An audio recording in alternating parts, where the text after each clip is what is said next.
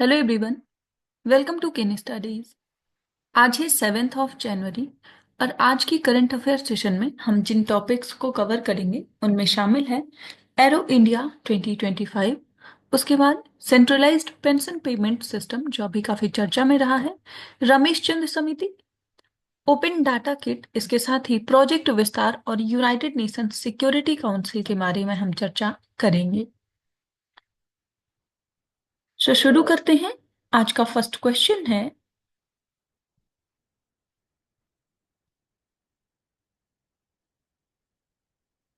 what is the theme of the 15th edition of Asia's biggest aero show, Aero India 2025? यहां पर आपसे पूछा जा रहा है, एशिया के सबसे बड़े एरो शो एरो इंडिया 2025 की 15वीं संस्करण का विषय क्या है? आपके ऑप्शंस हैं wings of innovation, the sky is the limit, advancing Aatmanirbhar aerospace for all, या फिर the runway to a billion opportunities. यहां पर आपसे एरो इंडिया 2025 का थीम पूछा जा रहा है और इस क्वेश्चन में आपका करेक्ट ऑप्शन हो जाएगा ऑप्शन डी। सो इस वर्ष की थीम है the runway to a billion opportunities. आप देख सकते हैं, the 15th edition of Aero India 2025, Asia's largest aero show, will be held from February 10th to 14th at the Air Force Station, Yelahanka, Bengaluru, Karnataka. और आपने देखा कि इस वर्ष की थीम है the runway to a billion opportunities, focusing on accelerating indigenisation and showcasing cutting edge aerospace technologies. So the India Pavilion will emphasize to Make in India initiative, demonstrating indigenous defense manufacturing capabilities and technologies.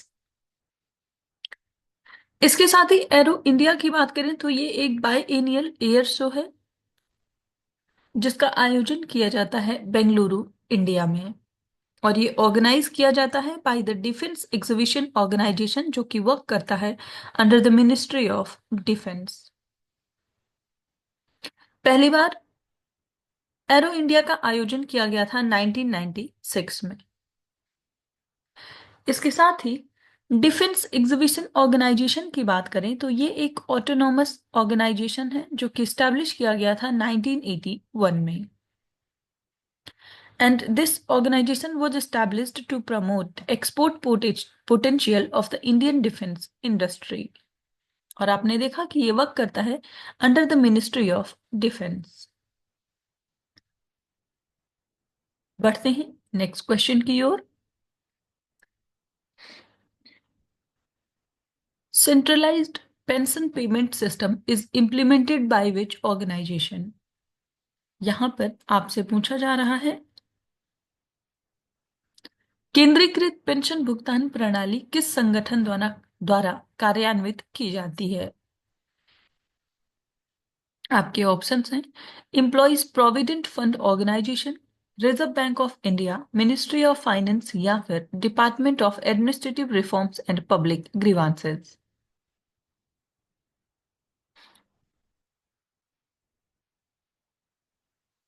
और इस question में आपका correct option हो जाएगा option A. सो सीपीपीएस जो है ये implement किया जाएगा बाय ईपीएफओ।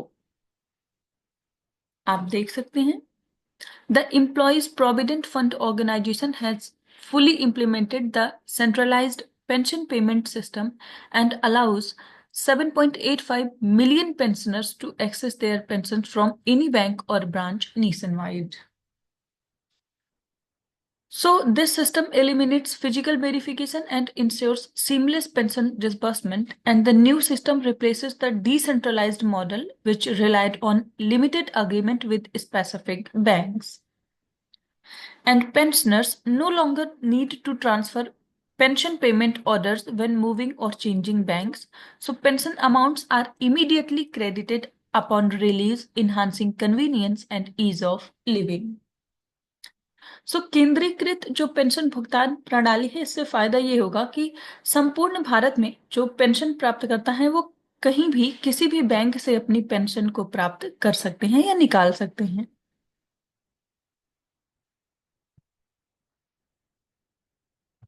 इसके साथ ही ईपीएफओ की बात करें तो ये एक स्टेट्यूटरी बॉडी है under the employees provident fund and miscellaneous act 1952,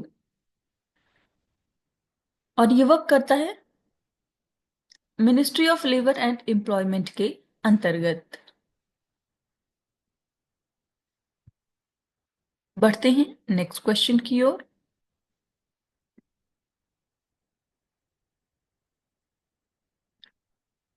the Ramesh Chand committee was formed primarily to, यहां पर आपसे रमेश चंद समिति के बारे में पूछा जा रहा है कि उसका उद्देश्य क्या है या वो किस चीज से संबंधित है।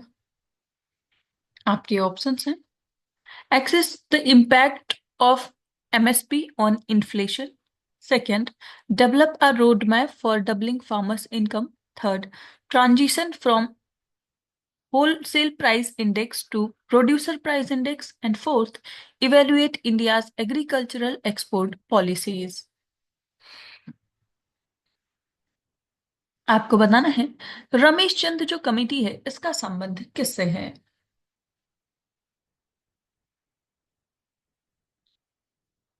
और इस क्वेश्चन में आपका करेक्ट ऑप्शन हो जाएगा ऑप्शन सी। ये रिलेटेड है transition from the WPI to PPI से। आप देख सकते हैं the Indian government has formed a 18-member expert panel led by Niti Aayog member Ramesh Chand to revise the WPI and explore a transition to PPI, जिसे हम Producers Price Index के नाम से जानते हैं। WPI की बात करें तो it measures changes in the prices of goods sold and traded in bulk at the wholesale level, and it is a key indicator of inflationary trends in the economy।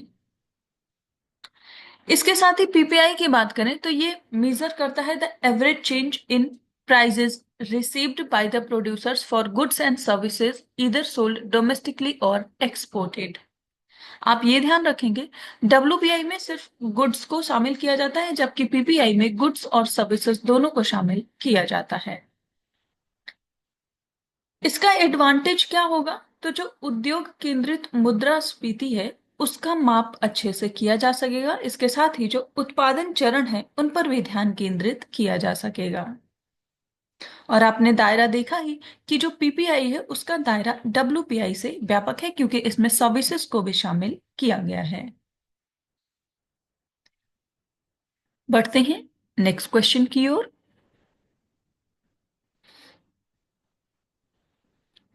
What is the name of the digital platform used by CAG to improve transparency and accountability in public spending? यहां पर आपसे पूछा जा रहा है सार्वजनिक व्यय में पारदर्शिता और जवाबदेही में सुधार के लिए कैग द्वारा उपयोग किए जाने वाले डिजिटल प्लेटफॉर्म का नाम क्या है। आपके ऑप्शंस हैं: digital transparency tool kit, second public spending analyser, third open data kit, या फिर नन ऑफ द अबव।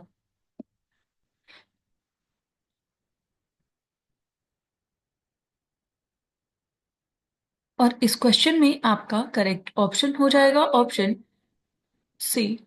ये जो डिजिटल प्लेटफॉर्म है इसका नाम है ओपन डाटा किट।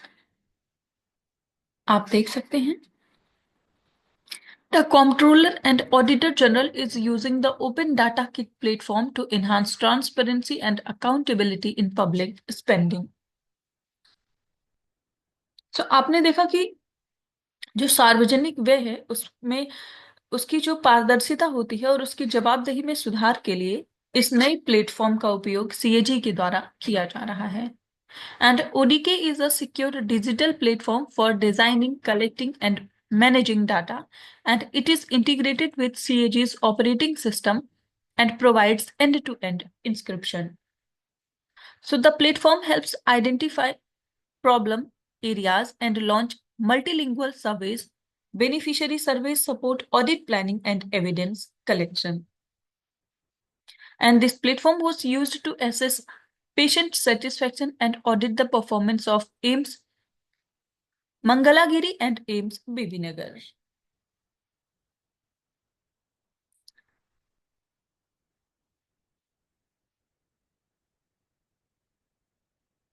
बढ़ते हैं नेक्स्ट क्वेश्चन की ओर।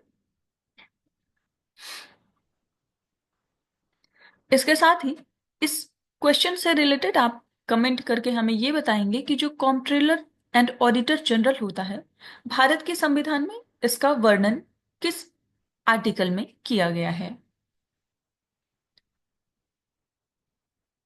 नेक्स्ट क्वेश्चन है, consider the following statements about project विस्तार।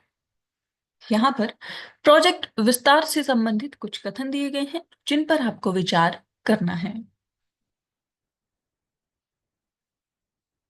सो फर्स्ट स्टेटमेंट है, it provide access to government scheme related to agriculture and rural development. And second, it focuses on integrating sustainable and climate resilient farming practices. And third, it is exclusively implemented by the Ministry of Agriculture and Farmers Welfare. और आप ध्यान रखेंगे यहां पर आपसे incorrect statement पूछा जा रहा है। आपको बताना है प्रोजेक्ट विस्तार से संबंधित यहां पर कितने स्टेटमेंट्स इनकरेक्ट हैं।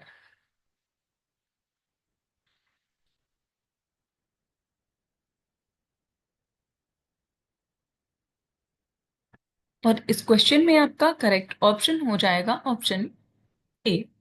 सो यहां पर केवल एक ही स्टेटमेंट इनकरेक्ट है, वो है स्टेटमेंट थर्ड।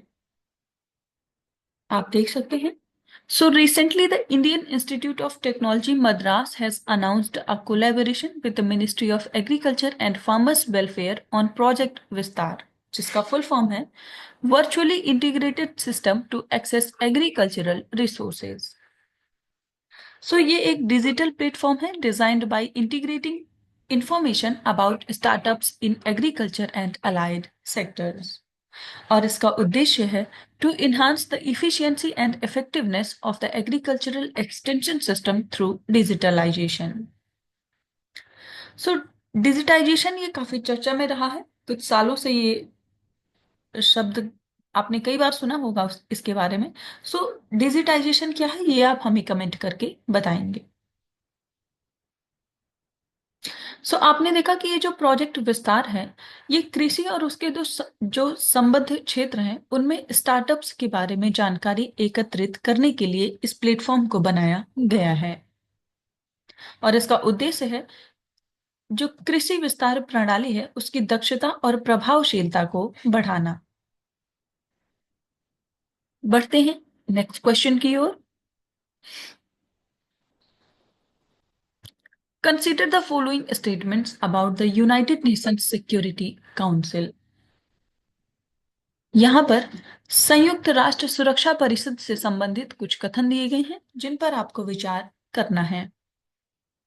फर्स्ट स्टेटमेंट है, the UNSC has 15 members including 5 permanent member and 10 non permanent members.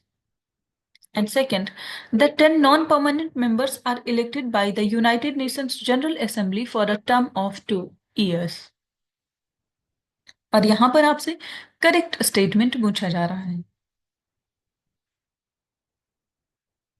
आपको बताना है यूएनएससी से संबंधित यहां पर कौन से स्टेटमेंट्स करेक्ट हैं।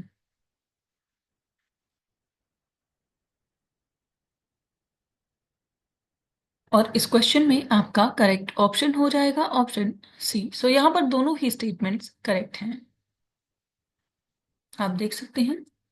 So UNSC was established in 1945 under the charter of the United Nations, और इसका हेडक्वार्टर है न्यूयॉर्क सिटी में।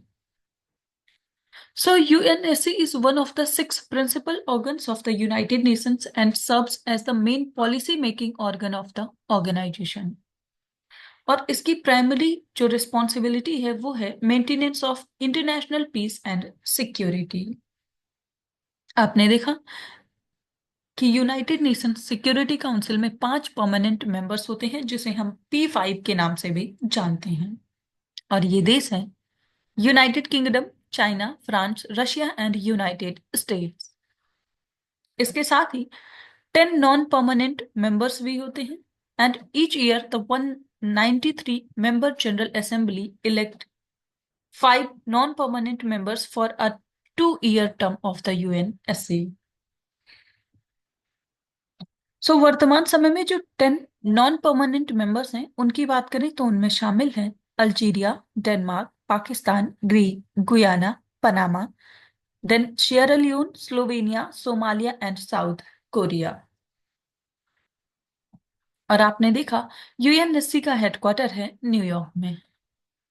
इसके साथ ही G4 कंट्रीज के बारे में आपने सुना होगा। सो G4 कंट्रीज क्या है? So they are G4 is a group of 4 countries where each country support each other's effort to gain permanent seat in the United Nations Security Council। और ये जो 4 कंट्रीज हैं ये हैं Brazil, Germany, India and Japan. And these countries have all been elected as non-permanent members of the UNSC since the United Nations creation. So their political, military, and economic influence has grown significantly in recent decades and is now comparable to the permanent members. जिसकी वजह से ये demand किया जा रहा है कि UNSC को रिफॉर्म किया जाना चाहिए और इन कंट्रीज को भी एज अ परमानेंट कंट्री का दर्जा दिया जाना चाहिए।